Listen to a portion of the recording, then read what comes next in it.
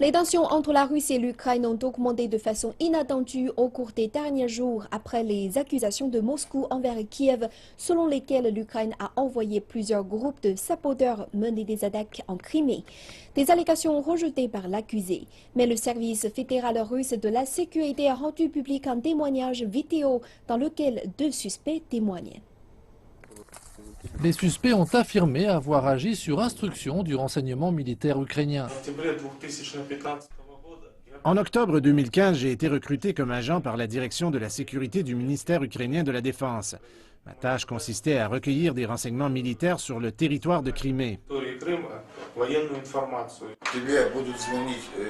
Les gens vont vous appeler, ils diront qu'ils appellent en mon nom. Vous les rencontrez, ils vous diront où aller et quoi faire. Le service fédéral russe de la sécurité a fait savoir que 2 Russes avaient péri en repoussant les incursions en Crimée le week-end dernier. En réponse à l'attaque attribuée à l'Ukraine, la Russie affirme que les liens diplomatiques avec Kiev pourraient être rompus.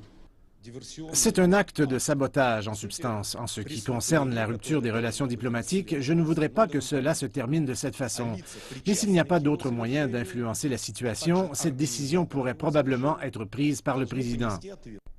Le président ukrainien Petro Poroshenko, qui a rejeté ces accusations les qualifiant de fantaisistes, a placé ses troupes en état d'alerte le long des frontières de facto du pays avec la Crimée. Par ailleurs, la Russie a déployé son système de missiles de défense aérienne avancé S-400 en Crimée. Les tensions ne cessent d'augmenter. Bien sûr, cette situation est choquante. Honnêtement, je ne sais quand même pas quoi dire, mais nous espérons encore que le gouvernement ukrainien fera preuve de rationalité et arrêtera cette violence contre nous, les citoyens de la Fédération de Russie. En mars 2014, la Crimée a quitté l'Ukraine et a rejoint la Russie suite à un référendum hâtif. Même si les liens se sont détériorés depuis entre les deux pays, il n'y a pas eu de conflit majeur. Mais les choses pourraient changer dans la région au cours des jours qui viennent.